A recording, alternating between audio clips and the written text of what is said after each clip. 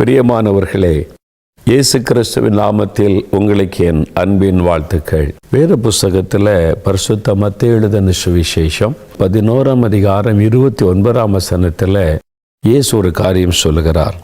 நான் சாந்தமும் மனத்தாழ்மையுமாயிருக்கிறேன். என் நுகத்தை உங்கள் மேல் ஏற்றுக்கொண்டு என்னிடத்திலே கற்றுக்கொள்ளுங்கள். அப்பொழுது உங்கள் ஆத்துமாக்களுக்கு இளைப்பாறுதல் கிடைக்கும் என்று இயேசு சொல்லுகிறார். என்கிட்ட கற்றுக்கொள்ளுங்கள் என்று சொல்லுகிறார். நாம் இந்த உலகத்தில் எப்படி வாழணும், எப்படி நடந்து கொள்ளணும், எல்லாவற்றையும் இயேசுவினிடத்திலே நாம் கற்றுக்கொள்ளலாம். அவர் நமக்கு முன்னோடியாக அவர் வாழ்ந்து காண்பித்தார். நான் இயேசு கிறிஸ்துவை முதலாவது அற்புதம் செய்கிறவராகத்தான் அறிந்தேன். நான் வியாதி படுக்கையில் மரணப்படுக்கையில் சாக கிடந்த போது இயேசு என்னை தொட்டு குணமாக்கினார். அப்போ ஒரு அற்புதங்களின் தேவன், அப்படித்தான் அவரை அறிந்தேன். அப்புறம் அவர் என்னை ரட்சித்தார். அவர் ரட்சிக்கிறவர், பாவத்திலிருந்து விடுதலை கொடுக்கிறவர் என்பதாக அறிந்து கொண்டேன். அப்புறம் அவர் என்னை பரிசுத்தாவினால் நிரப்பினார். அவர் ஒரு அபிஷேகநாதர், அபிஷேகம் பண்ணுகிறவர் என்பதாக அறிந்து கொண்டேன். இப்படி ஒவ்வொரு காரியம் நடக்கும் போதும் அவர் எப்படிப்பட்டவர் என்பதை அறிந்து கொள்ள முடிந்தது. ஆனால் அவரை முழுமையாய் அறிந்து கொள்வதற்கு வேத புஸ்தகம். இந்த வேத புஸ்தகத்தில் பரிசுத்த மத்தேயு, மார்க்கு, லூக்கா, யோவான் என்கிற 4 சுவிசேஷம் எழுதப்பட்டிருக்கிறாரு. இயேசு கிறிஸ்துவை குறித்து, அவருடைய பிறப்பு, அவருடைய ஊழியம், அவருடைய போதனைகள், அவர் எப்படி மரித்து உயிர்த்தெழுந்தார், எல்லாமே அதில் எழுதப்பட்டிருக்கிறாரு. இந்த 4 சுவிசேஷங்களை நான் திரும்ப திரும்ப திரும்ப வாசித்திருக்கிறேன். எண்ணிக்கைக்கு அடங்காத முறை அதை வாசிக்க ஒவ்வொரு முறை வாசிக்கும் போதும் இயேசு கிறிஸ்துவனிடத்திலிருந்து ஒரு புதிய காரியத்தை நான் கற்றுக்கொள்ளுகிறேன். அன்பு, எப்படி அன்பாக இருக்கணும், இயேசுவிடத்திலே கற்றுக்கொள்ள முடியும். சத்துருக்களை கூட நேசிக்கிற ஒரு அன்பு, தன்னை விரோதமாய் கேவலமாய் பேசுகிறவர்களை கூட மன்னிக்கிற ஒரு அன்பு, தாழ்மை, மனத்தாழ்மை. அவர் அவ்வளோ பெரிய தேவன், அவ்வளோ பெரிய அற்புதம் செய்த போதிலும் கூட எவ்வளோ மனத்தாழ்மையாய் நடந்து கொண்டார். சீஷருடைய கால்களை கழுவி, நான் எப்படி தாழ்மையாய் நடந்து கொண்டேனோ நீங்களும் நடந்து கொள்ளுங்கள் என்று போதித்தரை இந்த வேதத்திலே பார்க்க முடியும். சாந்த குணம். அவருக்கு விரோதமாய் மத தலைவர்கள் அவர் மேலே பொறாமை கொண்டவங்க பேசுகிறாங்க, திட்டுறாங்க, பிசாசு பிடிச்சிருக்குன்னு சொல்கிறாங்க. அவர் ரொம்ப சாந்தமாய் பதில் சொல்லுகிறார். அவர் மேலே அபாண்டமான பழி சுமத்தி அவரை கொண்டு போய் நீதிமன்றத்தில் நிறுத்துறாங்க. நீதிபதியாகிய பிலாத்துக்கு முன்னால் நிற்கும் போதும் அவர் அமைதியாய் பதில் சொல்லுகிறார். ரொம்ப சாந்தம், அமைதி. அவரிடத்துல நாம் அதை கற்றுக்கொள்ளணும். அதே மாதிரி பரிசுத்தம். என்னிடத்தில் பாவம் உண்டு என்று உங்களில் யார் என்னை குற்றப்படுத்தக்கூடும் தைரியமாக அவர் வெளிப்படையான சவால் விட்டார். யாருமே அவரிடத்திலே பாவம் உண்டு என்று கை நீட்ட முடியவில்லை. அப்படிப்பட்ட ஒரு பரிசுத்தமுள்ள வாழ்க்கை வாழ்ந்தவர். அவருடைய அன்பு, அவருடைய சாந்தம், அவருடைய தாழ்மை, அவருடைய பரிசுத்தம், அவருடைய மனதுருக்கம். வியாதேசரை கண்டபோது மனதுருக்கினார். ஜனங்களுக்காக பரிதபிக்கிறேன்னு சொல்லுகிறார். அந்த மனதுருக்கம். ஆத்துமாக்களை குறித்த ஒரு பாரம். ஐயோ, ஜனங்கள் மேய்ப்பனல்லாத ஆடு போல இருக்கிறாங்களே, பாவத்தில் நரகத்தை நோக்கி ஓடிக்கொண்டிருக்கிறாங்களே, இந்த ஆத்துமா பாரம். அதற்காக எருசலேமை பார்த்து கண்ணீர் விட்டு அவர் அழுகிறார். ஒரு ஆத்தும பாரம். எல்லாவற்றையும் அவரிடத்தில் கற்றுக்கொள்ளலாம். ஜெபம். அவரை மாதிரி ஜெபிக்க வேறு எங்கேயும் கற்றுக்கொள்ள முடியாது. அவர் அதிகாலையில் எழும்பி ஜெபிக்கிறார், சாயங்காலத்திலே ஜெபிக்கிறார், இரவெல்லாம் ஜெபிக்கிறார். எல்லாத்தையும் அவரிடத்தில் கற்றுக்கொள்ளலாம். பிரசங்கம், எப்படி பிரசங்கம் பண்ணணும், மனதுருகி பிரசங்கம் பண்ணினாராம். அதிகாரத்தோடு பிரசங்கம் பண்ணினாராம். எப்படி ஊழியம் செய்கிறது, அவரை மாதிரி ஊழியம் செய்ய அவருடைய பார்க்கும்போது கற்றுக்கொள்ள முடியும். அது மாதிரி ஒவ்வொரு காரியத்திலும் இயேசு கிறிஸ்துவிடத்தில் நம்ம காரியத்தை கற்றுக்கொள்ள முடியும். இதை நான் வாசித்து அதை அறிந்த போது அவருடைய ஒவ்வொரு அசைவுகளையும், அவருடைய பேச்சு செய்களை கவனிக்கும் போது, ஆண்டவரே, உம்முடைய அந்த சுபாவம் எனக்கு வேணும், உம்முடைய குணம் எனக்கு வேணும்னு ஒரு ஆசை எனக்குள்ள உண்டானது. அதனால் நான் அடிக்கடி ஜெபிக்கிற ஜெபம், ஆண்டவரே, உம்மை போல என்னை மாற்றுங்க, உம்மை போல அன்பு எனக்கு வேணும், உங்களைப் போல தாழ்மை எனக்கு வேணும், உங்களைப் போல சாந்த குணம் எனக்கு வேணும். நீங்கள் ஜெபிக்கிற மாதிரி நானும் ஜெபிக்கணும்.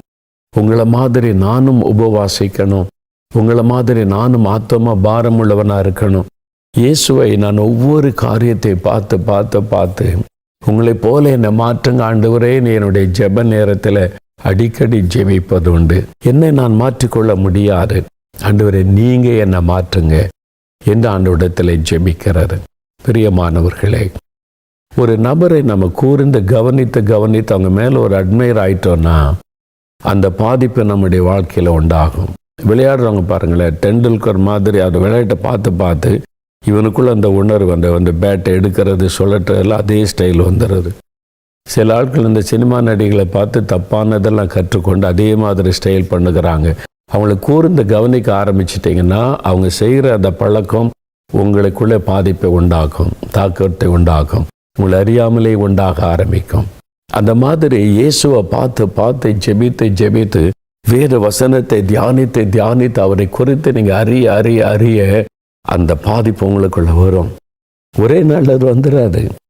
நீங்கள் தொடர்ந்து அவரை பார்க்கணும், தொடர்ந்து அவரோட பேசணும், தொடர்ந்து அவருடைய குறித்த பைபிளில் இருந்து அவருடைய சுபாவத்தை அறியணும். இந்த மாதிரி என்னை மாற்றுங்க ஆண்டவரை, இப்படி நான் இருக்கணும் ஆண்டவரை, எனக்கு இந்த குணம் வேணும் ஆண்டவரை. அப்படி ஜெபிக்க அந்த இயேசுவினுடைய சுபாவம் உங்களுக்குள்ளே வரும். உங்களுடைய நடக்கையில், பேச்சில், செய்கையில் எல்லாமே அவரை போல ஒரு மாற்றம் உங்களுக்குள்ளே உண்டாகும். எனக்கு அன்பானவர்களே, அவரை போல மாற விரும்புகிறீங்களா? இயேசு கிறிஸ்துவை பின்பற்றுகிறவர்கள் அவருடைய அடிச்சுவட்டிலே நடக்க வேண்டும் என்று அவர் நமக்கு முன்பாக நடந்து மாதிரியை பின்வைத்து போனார் என்று வேதத்தில் எழுதப்பட்டிருக்கிறது. அவருடைய அடிச்சுவட்டில் நம்ம நடக்கணும். அப்போ நம்முடைய ஒவ்வொரு பேச்சு, செய்கை எல்லாமே இயேசுவை போல மாறணும். கிறிஸ்தவர்கள் என்றால் இயேசுவை உடையவர்கள், கிறிஸ்துவை உடையவர்கள், இயேசுவை பின்பற்றுகிறவர்கள். ஒரு முறை ஜெபிக்கிறோம், பைபிள் வாசிக்கிறேன், சர்ச்சுக்கு போகிறேன், அதனால பிரயோஜனம் இல்லை. அது எதற்காக? அவரை போல மாறுவதற்கு தான் நமக்கு சபைகள், பிரசங்கங்கள், பாடல்கள், ஆராதனைகள் எல்லாமே. அவரை போல வாழ்ந்து காண்பிக்கணும் இந்த உலகத்தில், அவரை நம்முடைய வாழ்க்கையில் வெளிப்படுத்தணும், அதற்காகத்தான். அப்போ ஆண்டவரே, உம்மை போல நாம் மாறணுன்ற ஒரு ஆசை நமக்குள்ள உண்டாகணும். இயேசுவை போல நாம் மாறணும், அந்த ஆசை எனக்குள்ள இன்னும் அது தணியவில்லை. இன்று நான் அடிக்கடி அந்த வசனங்களை தியானித்து, ஆண்டவரே இந்த இடத்துல நீங்கள் இப்படி நடந்து கொண்டீங்க, இப்படி செய்தீங்க, இப்படி சாந்தமாக நடந்தீங்க, இந்த மாதிரி நீங்கள் பேசுனீங்க, அந்த மாதிரி என்ன மாற்றுங்க. அந்த மாதிரி ஜெபிக்க அந்த மாற்றங்கள், ஆவிக்குரிய மாற்றங்கள் உருவாவதை காண முடிகிறது. அப்போ உங்கள் வாழ்க்கையில் என்ன விரும்புகிறீங்க, என்ன வாஞ்சிக்கிறீங்க? இயேசுவை போல மாற விரும்புகிறீங்களா? ஆண்டவரிடத்தில் கேளுங்க. இந்த 4 சுவிசேஷத்தை திரும்ப வாசிங்க. இயேசு எப்படி நடந்து கொண்டார், இயேசு எப்படி பேசினார், இயேசு எப்படி தாழ்மையாக இருந்தார், அன்பாக இருந்தார், இயேசு எப்படி பரிசுத்தமாக இருந்தார். அதை நீங்கள் வாசித்து அந்த சுபாவம் எனக்கு வேணும், உங்களை போல என்னை மாற்றுங்க ஆண்டவரேன்னு கேளுங்க. உங்களுடைய சுபாவம் அப்படி மாறும்போது பாருங்க, எப்பவும் நீங்கள் சந்தோஷமாக இருக்கலாம். அதை தான் இயேசு சொல்லுகிறார், என் நுகத்தை உங்கள் மேல் ஏற்றுக்கொண்டு என்னிடத்தில் கற்றுக்கொள்ளுங்கள், அப்பொழுது உங்களுடைய ஆத்துமாக்களுக்கு இளைப்பாறுதல் கிடைக்கும். ஒரு பெரிய சந்தோஷம், சமாதானம், ஒரு இளைப்பாறுதல், பாரமோ கஷ்டமோ வேதனையோ இருக்காது, மன மகிழ்ச்சி, சந்தோஷம் உங்களுக்குள்ள இருக்கும். அதாங்க பெரிய ஆசீர்வாதம். இன்னைக்கு சந்தோஷம், சமாதானம், இந்த மாதிரி ஒரு பாரம், கஷ்டம் இல்லாமல் நிம்மதியாக வாழ்கிற வாழ்க்கை அது எங்கே கிடைக்கும்? நீங்கள் இயேசுவை உங்களுடைய வாழ்க்கையில் ஏற்றுக்கொண்டு, அவருடைய நுகத்தை உங்கள் மேலே ஏற்றுக்கொண்டு, அவரிடத்துல கற்றுக்கொண்டு, அவரை போல வாழ ஒப்பு கொடுக்கும் போது இந்த பாக்கியம் உங்களுக்கு கிடைக்கும். அப்போது நீங்கள் எப்போவுமே சந்தோஷமாக, மன மகிழ்ச்சியாக, ஆனந்தமாக இருக்க முடியும். அதுதான் மிகப்பெரிய ஆசீர்வாதம். இந்த ஆசீர்வாதத்தை பெற்றுக்கொள்ள விரும்புகிறீங்களா? நானும் இயேசுவை போல மாறணும்னு வாஞ்சிக்கிறீங்களா? அப்படின்னா இப்போ என் கூட சேர்ந்து ஜெபிக்கிறீங்களா?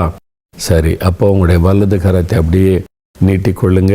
உங்களோட இணைந்து நான் ஜெபிக்கிறேன், உங்களுக்கு கூட சேர்ந்து ஜெபிக்கிறேன். இயேசுவே, உம்மை போல என்னை மாற்றுங்க, உங்கள் சுபாவங்கள், குணங்களை எனக்கு தாங்க, நானும் அப்படிப்பட்ட வாழ்க்கை வாழணும் ஆண்டவரே, எனக்கு உதவி செய்யுங்கன்னு கேளுங்க.